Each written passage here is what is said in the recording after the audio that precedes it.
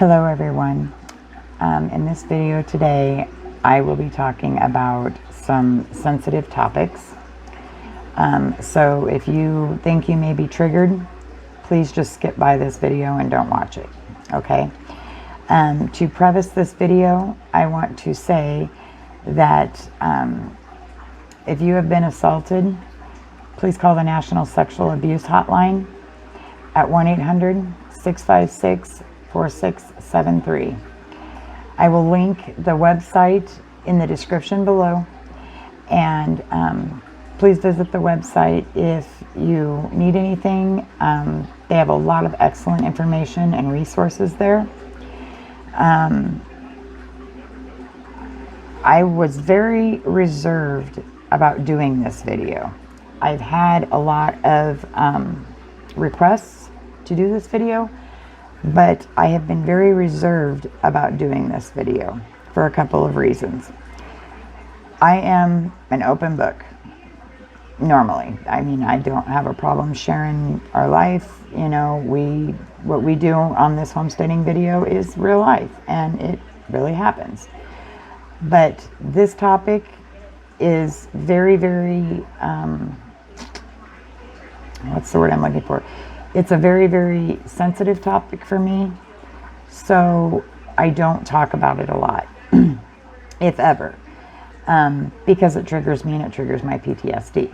However, I know that there is men and women alike out there that are being sexually abused right now as we speak, and don't have a voice, and don't know where to go, and don't know if they should call and report it or whatever the case may be. I'm telling you right now, if you have said no at any time during anything, it can be your spouse, it doesn't matter. Most sexual abuse victims know their perpetrator. It's usually somebody very, very close to them, or at least somebody that they know real well. So there is men out there that go through this just as much as there is women. It's just that the men don't report it, for a lot of reasons. One of them being, ashamed. They think that because they're a man, they should be able to protect themselves better. That's a line of hooey, because I'm telling you right now, when you are going through it, you don't think about that. And once you come to that point where you don't know if it was rape, if it was sexual assault, whatever the case may be, if you say no at any time, it is rape. Rape is rape. That's all there is to it. The other thing that I want to say is,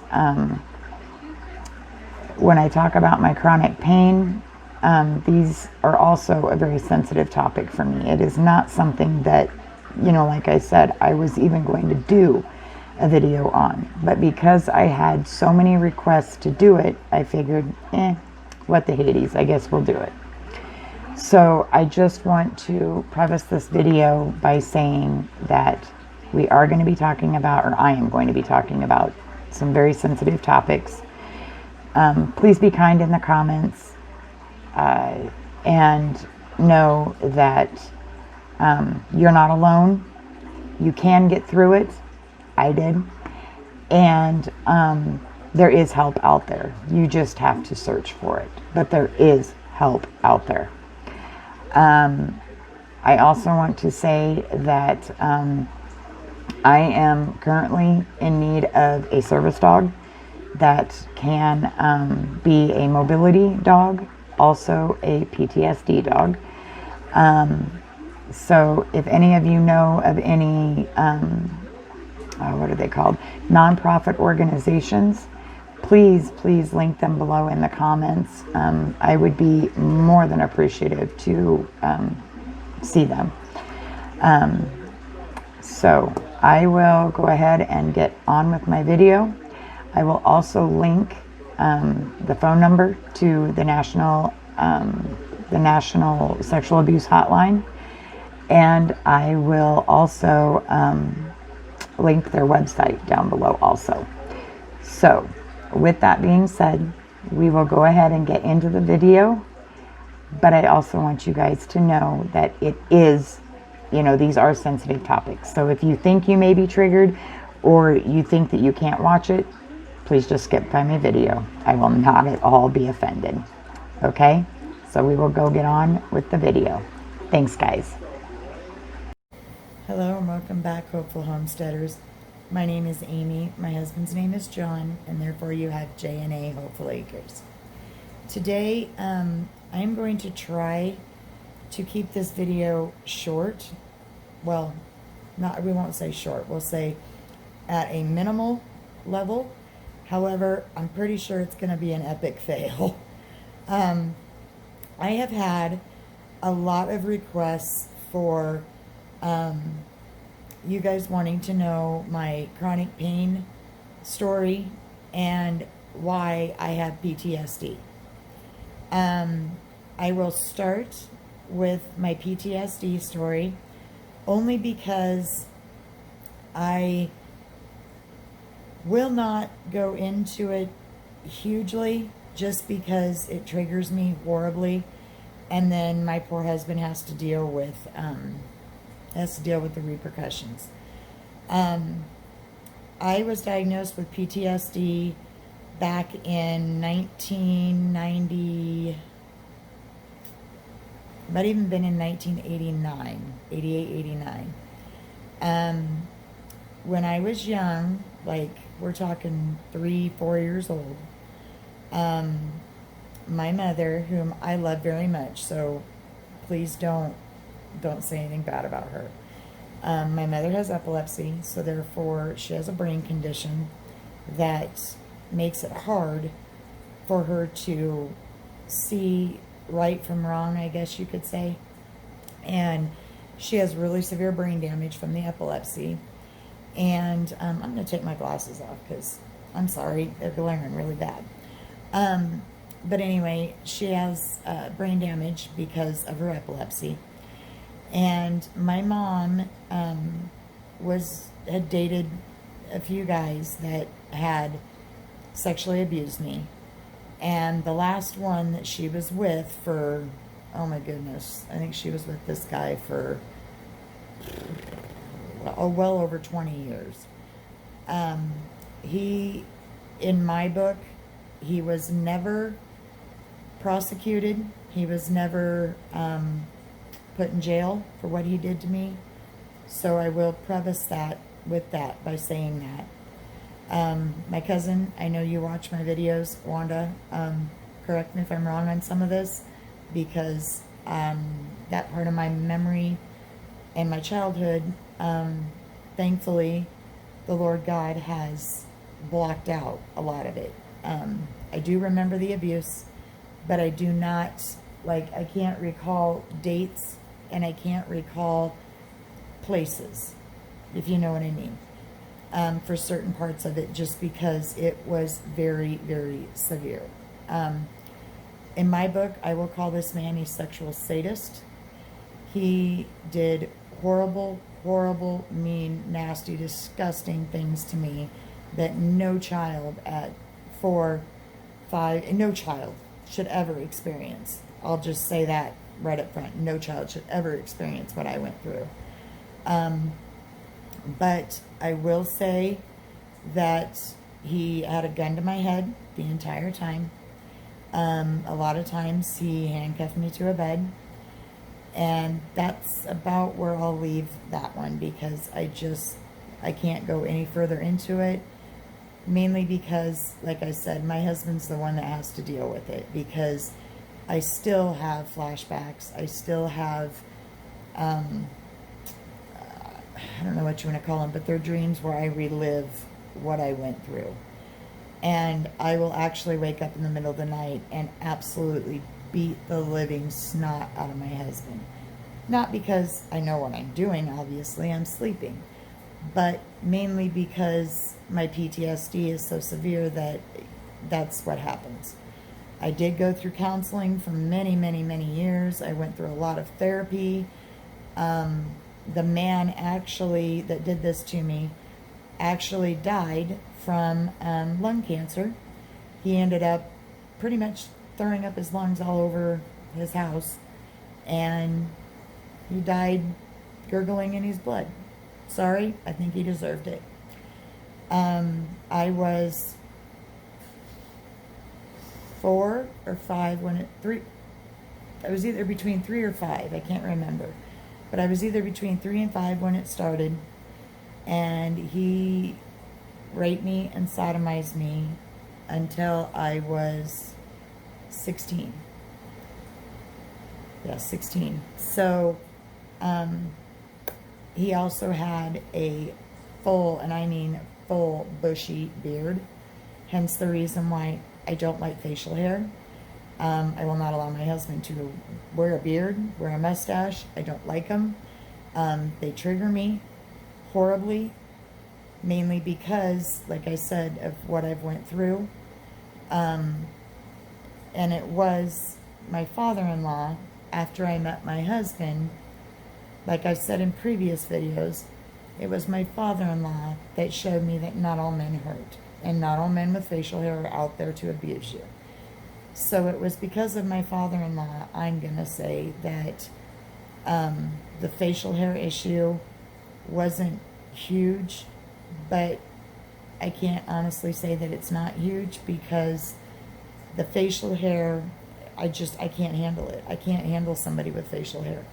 They scare me. It's almost like I go into my, like a 3-4-year-old state of mind, and my body just says, well, you know, what are you doing? It's not right. In the earlier years, I used to have a massive, massive problem with people showing affection to each other, whether it be just kissing kissing somebody that they loved, whether it be just a hug, whatever. It was almost like my mind would go into a 3-4-year-old state of mind and be like, oh, should they be doing that in front of me? That's part of my PTSD. So that's where I will leave that subject right there. Like I said, mainly because I don't want my poor husband to have to deal with the repercussions of it, because it's really bad. But so I guess to finish that up, I have PTSD due to severe, severe sexual abuse from my past. And because I had a gun held to my head and I was handcuffed, I mean, this man did things that were so grotesque I won't even put it out there. He also forced my mom to watch a lot of it. So there's very severe PTSD there. And so anytime I see a person with a full beard or mustache, they scare me. It's just, I'm sorry, but that's just what it is. I had dealt with this. I am 42 or 43, I can't remember. I dealt with this since I was 3-4 years old. So you do the math. That's quite a few years. So I guess what I'm trying to say without rambling and blubbering is I don't like guns. I can't stand the sight of them. Two-handed guns, well, I call them two-handed gun. It's the clip is what it is. Any gun that has a clip where, you know, you're holding it in front, I can't do it now because I'm holding a tripod, but anytime where you're holding the gun with that second handle, or second, it's the clip, but where you can put your hand on that second part, the clip or the mag, they really, I can't. I can't. I just can't. Somewhere in my pictures, if I can find it, I will post it in here, like right here, where, or I'll even post it somewhere in the video, I guess, of a gun that was similar to what was held to my head. I always said it was like an Uzi type gun. It's not an Uzi, but I always said that. But I can't handle guns. The sound of them going off will trigger me. To actually pick one up, no. Matter of fact, my kids can vouch for me on this. I don't even want guns in my home. I don't want my kids around them. I don't want my kids touching them. I don't want my kids shooting them. In my eyes, if you have children under the age of 18, you should not have a gun in your home. There again, that goes back to my PTSD. I don't like them. If you do have a gun in your home and you have kids under the age of, 18, 19, then please lock them up. Please, please, please lock them up. And I'm not talking just in a little willy-nilly safe. Lock them up in a safe that cannot be broke by anybody. And only you have the key. It is extremely, extremely, that's important to me. So that is why I have PTSD. And like I said, my triggers are men with beards, mustache, and guns. Huge, huge, huge trigger to me. This man also took pictures of me. Like I said, he was just a very bad sexual sadist. I'll just leave it at that, guys. Because I'm already starting to get worked up. On to my chronic pain. I don't even know where to start with that one.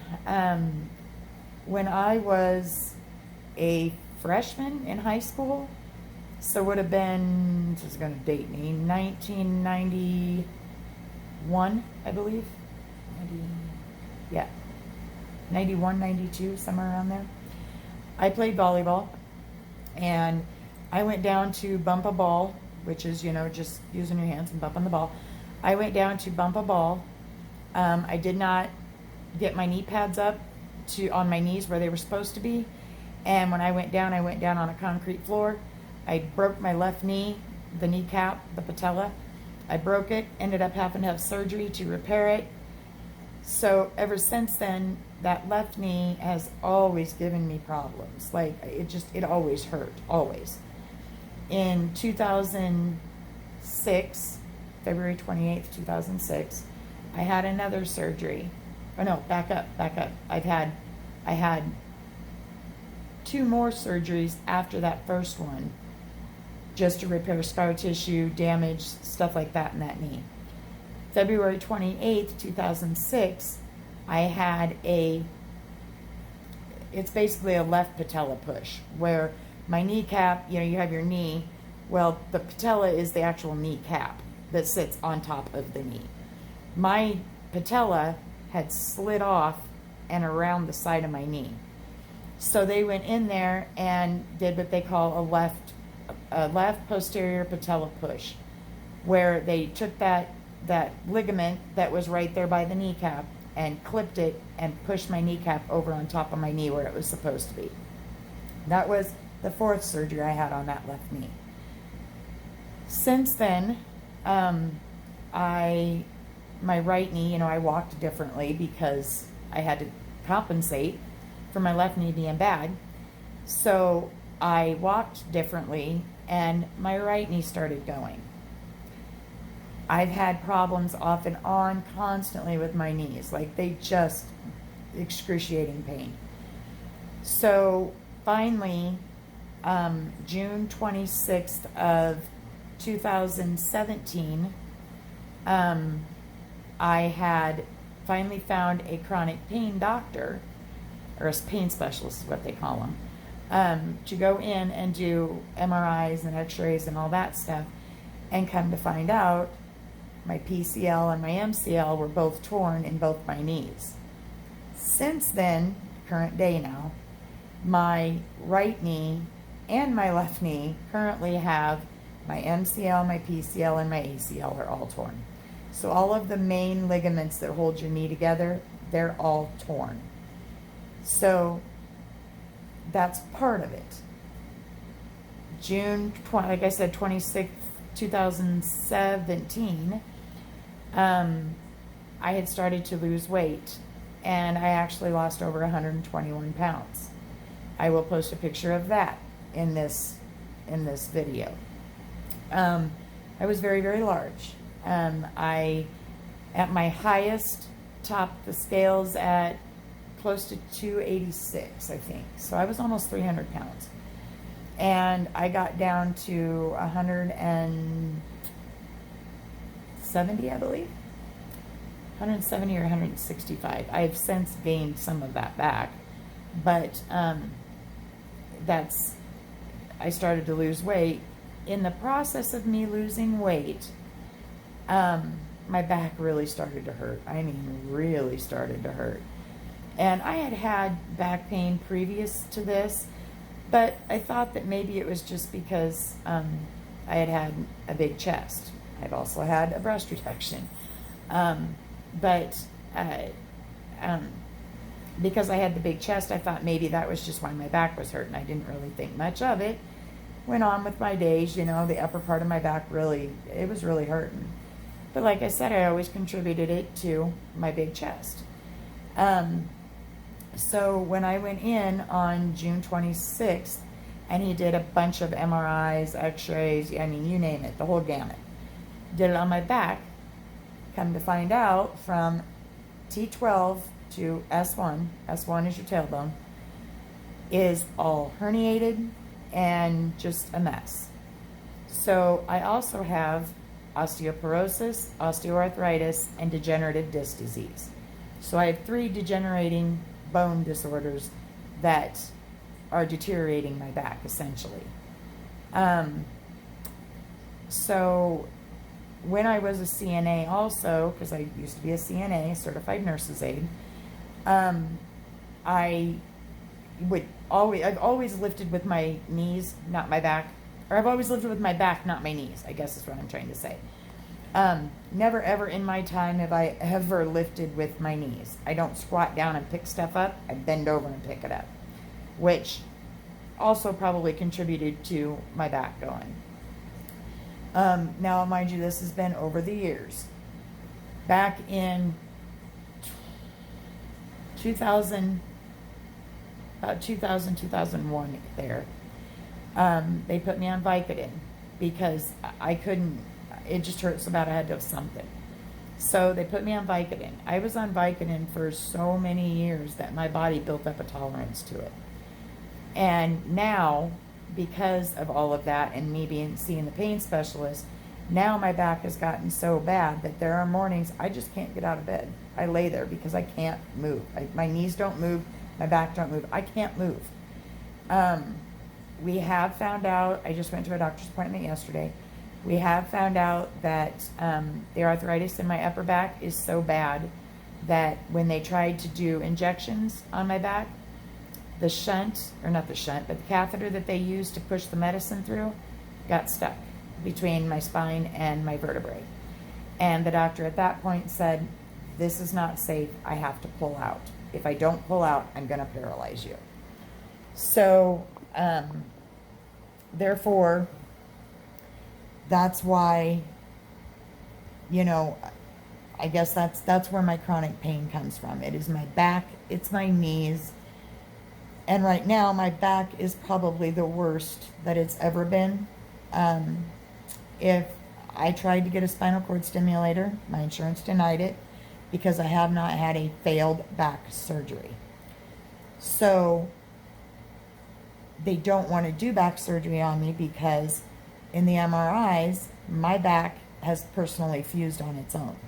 So if they were to go in and try to do a back surgery, they would basically have to, essentially there's nothing there to connect that rod and pin and screws that they use when they do a back fusion. There's nothing to connect it to. And if they do, the osteoporosis, osteoarthritis, and degenerative disc disease are going to eat it away.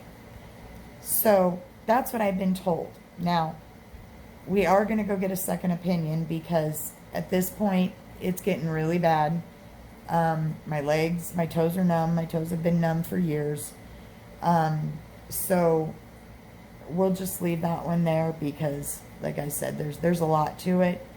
And I am currently on painkillers again, not Vicodin, but I am currently on painkillers just to keep it so to where I can walk and I can stand and I can do the few little videos that I am. So there you have it. there is my chronic pain story, my PTSD story, and why I suffer from it, and you know what it all entails. I'm sorry that this was so long. I do thank each and every one of you for supporting our channel, supporting us, supporting me, supporting my husband, and I just can't thank you enough. I do realize that I have a 100 subscriber giveaway that I need to do. Thank you guys. I really muchly appreciate that. I will, in the next videos here, do something. I haven't quite figured out yet. I know I'm giving away one thing I've showed in previous videos. But I'm going to see what I can do about, you know, some other things to give away. Might do a live for it. I don't know. I'm going to figure it out. But I want to thank each and every one of you, the 104 subscribers I have now, for all you guys standing by us, supporting us, and supporting our family. It truly does mean the world to us. So, there you have it, guys. That's my chronic pain and PTSD story. I don't and will not, I don't say and will never say that I am a victim. I'm not a victim. I'm a victor. I survived it. I'm still surviving it. I am not a victim. I am a victor. So I will put that out there too. I don't look at myself as a victim. I don't look at myself as, you know, somebody who survived all this. I just look at it, well, I look at it as surviving it, but I look at it as I victoriously came through on the other side, and I have an amazing, amazing husband and 5 amazing children and 5 amazing grandchildren. So, yeah, I guess that's it, guys. So until the next video, stay humble, stay kind, always do something nice for somebody else if you have it extra. Pay it forward, basically, is what I'm trying to say. And we will catch you guys on the next one. Oh, don't forget to follow us on our Facebook page, J&A Hopeful Acres. I have been posting quite a bit more on that, so please follow us over there too. And until next time, guys, I love y'all. Bye-bye.